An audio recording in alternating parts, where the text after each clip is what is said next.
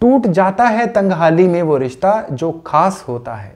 हजारों दोस्त बनते हैं जब पैसा पास होता है। पैसा, धन, जी हाँ। नमस्कार, मेरा नाम है योगेश शर्मा और स्वागत है आपका happy life with Yogesh Sharma में। आज ये नहीं बताऊंगा कि पैसे की हमारी लाइफ में क्या इंपॉर्टेंस है, बहुत अच्छे से आप ऑलरेडी जानते हैं। और ये भी जानते हैं कि जब जब पैसे की कमी आती है तो टेंशन्स, प्रॉब्लम्स कई गुना बढ़ जाती हैं। क्योंकि ईश्वर के बाद अगर कोई सबसे बड़ा सच है तो वो है पैसा। आखिर बचत क्यों नहीं हो पाती? क्यों खर्च हो जाता है सारा पैसा? आपकी सैलरी या फिर कमाई हमेशा कम क्यों पड़ जाती है?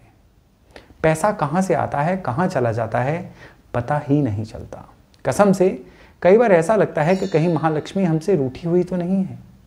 मुख्य तौर पर देखेंगे तो 3 स्टेजेस होती हैं हमारे जीवन में पैसे की, धन की। पहली स्टेज है अभावग्रस्त यानी धन की कमी, और दूसरी स्टेज है नॉर्मल यानी मुश्किल से गुजारा, और तीसरी स्टेज है संपन्न यानी ईश्वर कृपा। और सारा जीवन इन तीनों लेवल में प्रमोट होते हुए या डिग्रेड होते हुए ही निकल जाता है। ग्रहों की बात करें तो धन कभी कभी किसी एक ग्रह की वजह से नहीं आता। 9 के 9 ग्रह धन देते हैं और खूब देते हैं। पर होता क्या है कि जब भी इनकी ऊर्जा, इनकी एनर्जी के साथ आपका तालमेल नहीं बैठता है तो धन की तंगी आनी शुरू हो जाती है। ठीक उसी तरह से जैसे सूरज अपनी रोशनी चारों तरफ बराबर दे रहा है, लेकिन आप अंधेरी कोठरी से अगर बाहर ही ना निकलेंगे तो सूरज को यह दोष नहीं दे सकते कि आपको लाइट नहीं मिल रही। लेकिन मोटे तौर पर बस 2 ग्रह और 2 दिशाओं को सही कर लीजिए, गारंटी देता हूं पैसे का फ्लो, पैसे का प्रवाह आज जितना है उससे 10 गुना बेटर हो जाएगा। वैसे बीसीओ कॉम्बिनेशन होते हैं जो इन तीनों स्तरों के लिए जिम्मेदार होते हैं। मेनली मुख्य तौर पर इनमें सबसे पहले जो प्लेनेट सबसे ज्यादा जिम्मेदार होते हैं धन की भरपूरता के लिए, वो हैं चंद्रमा और बृहस्पति।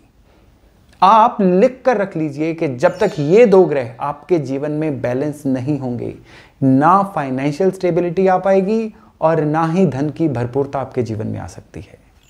चंद्रमा खराब होंगे तो पैसे की दिक्कत कभी भी कम नहीं होगी। जीवन में हमेशा एक कंफ्यूजन बनी रहेगी। खराब चंद्रमा वाले जो लोग होते हैं वो अपने काम से कभी खुश नहीं होते, सेटिस्फाइड नहीं होते। कुछ ना कुछ और नया ऐड करना, कुछ ना कुछ और नया करने की वो सोचते रहते हैं। अपने काम के अलावा वो आसपास के कामों को भी देखते रहते हैं और सोचते हैं कि साथ साथ ये भी काम कर लिए जाएं। पहले तो खर्च करते वक्त वो नहीं सोचेंगे, बाद में कर्ज लेते वक्त भी नहीं सोचेंगे। और अगर खराब चंद्रमा वालों की लाइफ में एक बार कर्ज आ गया तो फिर ये लोग कर्ज के जाल से निकल ही नहीं पाते। लाइफ बद से बदतर होती चली जाती है। मतलब फाइनेंशियल मैटर्स में ये लोग कभी भी सयाने नहीं बन पाते। शिकायत एक ही होती है इनको कि जितनी ज़रूरत है उतना कमा नहीं पा रहे हैं। नॉर्मली ये लोग ज़रूर कहते हैं कि मैं इतना रिच बन पाऊंगा क्या कि लाइफ में वो कर सकूं, लाइफ में ये कर सकूं। मतलब रिच बनने के सपने काफ़ी देखते हैं, रिच बन नहीं पाते। बर्थ चार्ट में चंद्रमा को तो देखते ही पता चल जाता है कि इम्बैलेंस्ड है। फॉर एग्जाम्पल जैसे चंद्रमा का केतु के साथ होना, राहु या शनि के साथ होना, शनि की राशि में होना, नीच होना, काफ़ी कॉम्बिनेशंस हैं जो चंद्रमा को खराब करते हैं। पर रूटीन में कैसे पता चलाएं कि ये चंद्रमा जो हैं ये खराब हैं और इनके खराब होने की निशानियां क्या हैं? खराब चंद्रमा वालों को खाली धन की, पैसे की ही परेशानियां नहीं आती, बल्कि चंद्रमा खराब के बाकी सिम्टम्स भी नजर आते हैं। जैसे घर में वाटर लीकेज का रहना, डैम्पनेस का रहना, यानी दीवारों पे सीलन वगैरह होती है। इनके स्वभाव में अजीब सा एक चिड़चिड़ापन आ जाता है। मन में कोई फोबिया या फिर किसी तरह की कोई इनसिक्योरिटी भी आ जाती है। जिनके चंद्रमा बहुत ज्यादा खराब हों उनके घर में नॉर्थ वेस्ट कोना यानी जिसको हम वायव्य कोण या वायु कोण बोलते हैं, इस एरिया में भी कोई ना कोई खराबी जरूर होती है। जैसे कि कई बार कबाड़ होता है वहां पे या टॉयलेट हो जाता है जिसकी वजह से ये एरिया खराब हो जाता है, और इस एरिया के खराब होने के कारण इनका चंद्रमा भी खराब हो जाता है।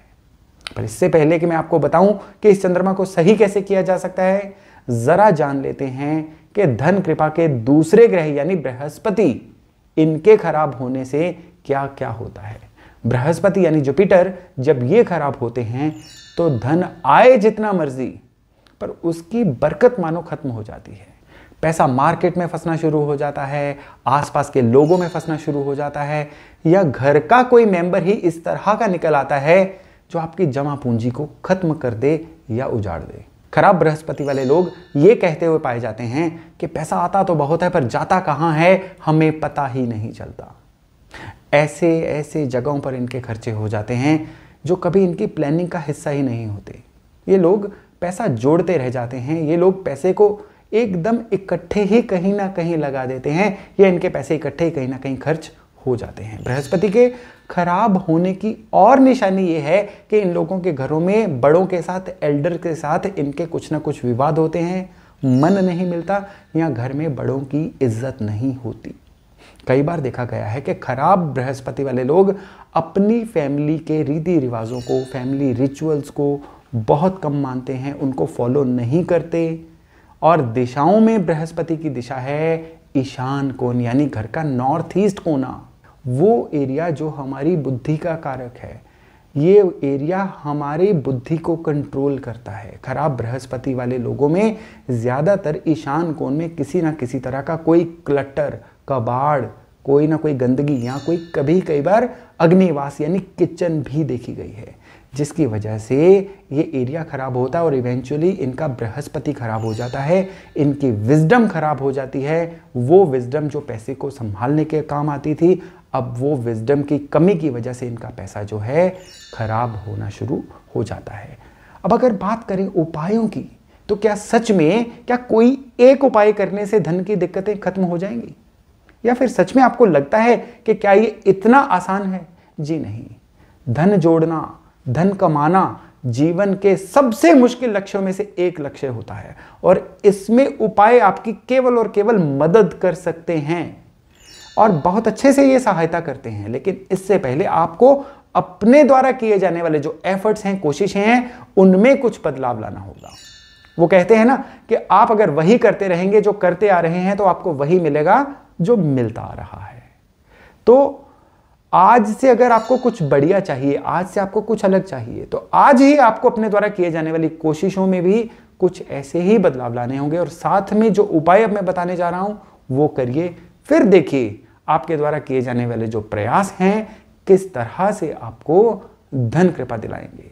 तो उपाय में आपको क्या करना है कि अपने चंद्रमा को मजबूत करने के लिए आपको अपने बिहेवियर में चंद्रमा को ऐड करना होगा, और चंद्रमा को ऐड करने के लिए आपको चंद्रमा के तरीके से चलना होगा। चंद्रमा का बिहेवियर क्या होता है? केयरिंग, बाकियों का ख्याल रखने वाला, मददगार। तो थोड़े से आज से ज़्यादा केयरिंग बन जाइए, थोड़े ज़्यादा कोऑपरेटिव बन जाइए। अब जब ज़्यादा से ज़्यादा लोगों को आपसे सहायता मिलेगी, मदद मिलेगी, कुछ लोगों के काम संवरेंगे आपकी वजह से, तो यकीन मानिए चंद्रमा इमीडिएटली आपकी फेवर करनी शुरू हो जाएंगे।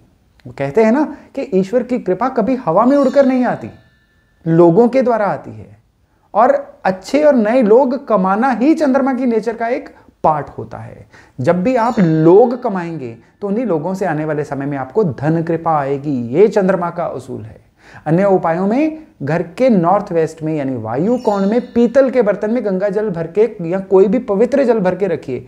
इससे भी आपके पॉजिटिव चंद्रमा जो हैं आपके घर में इंस्टॉल हो जाएंगे, स्थापित हो जाएंगे। इसी दिशा में यानी नॉर्थ वेस्ट में 7 सफेद घोड़ों की एक तस्वीर भी लगाइए। यानी घर के नॉर्थ वेस्ट में अगर 7 घोड़ों की एक तस्वीर लगाएंगे तो जितने मर्जी आपकी कुंडली में चंद्रमा बिगड़े हों, ऐसा करने से बहुत ही पॉजिटिव रिजल्ट मिलने जो हैं शुरू हो जाते हैं। इसके अलावा एक बहुत ही पावरफुल, बहुत ही इफेक्टिव उपाय है, वो ये है कि आपको करना है मंगलवार यानी ट्यूसडे वाले दिन लाल गुलाब, लाल चंदन और थोड़ी सी रुई लेकर इनको लाल कपड़े में बांध दीजिए और इनको अपने धन स्थान, यहाँ जहाँ पे आप पैसे रखते हैं, करेंसी रखते हैं, चेकबुक, पासबुक रखते हैं, वहाँ पर रखिए। इस रेमेडी में बेसिकली हमने चंद्रमा बृहस्पति के दोस्त मंगल की मदद ली है जो हमेशा ही काम करती है। और अंत में एक महा उपाय, घर के बुजुर्गों का सम्मान करिए। जहाँ पर आर्गुमेंट की नौबत आए अवॉइड करिए, आर्गुमेंट ना हो, और जो भी आपके फैमिली के पुराने रीति रिवाज चलते आ रहे हैं उनको बिना लॉजिक लगाए मानना शुरू कर दीजिए। अपनी फैमिली के ट्रेडिशंस को आगे बढ़ाइए, अगली पीढ़ी तक लेके जाइए।